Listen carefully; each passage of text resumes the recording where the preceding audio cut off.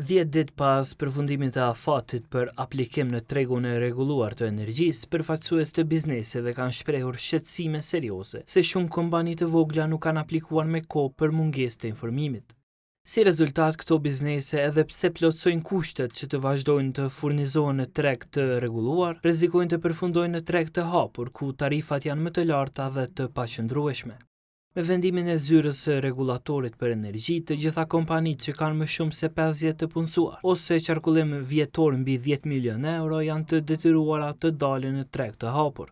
Ndërkaq bizneset që nuk i përmbushin këto dy kritere, është dashur që deri me 16 maj të aplikojnë të furnizuesi Kesko për të mbetur në sistemin e tarifave të rregulluara. Por Kushtim Ahmeti, kryetari i dhomës së tregtisë dhe industrisë, tha se procesi nuk ka qenë transparent dhe bizneset nuk ishin të informuara mirë për këtë çështje. Vetë vendimi është i marrën e i njëjti nuk e gjen kërkon.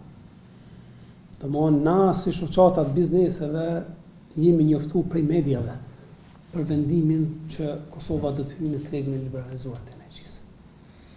Ne përfaqësojmë mbi 700 biznese.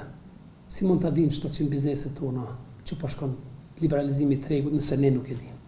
Koha ka kërkuar informata në kompaninë Kesko, se sa biznese kanë aplikuar për të mbetur në tregun e rregulluar të furnizimit me energji dhe sa bizneseve u ka ofruar furnizim me tarifa të tregut të hapur. Por në këtë kompani kanë thënë se janë ende në fazën e shqyrtimit të dokumentacionit.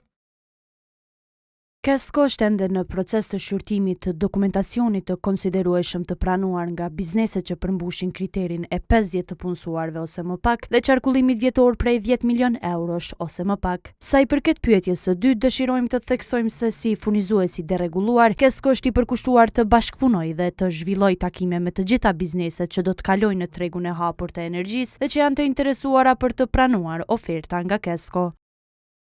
Nga 1 qershori është paraparë që të hyjë në fuqi vendimi i ZRE-s për bizneset. Sipas informatave të ofruara nga ATK-ja, 851 kompani përmbushin njëri nga dy kushtet dhe obligohen që të dalin në treg të hapur të energjisë.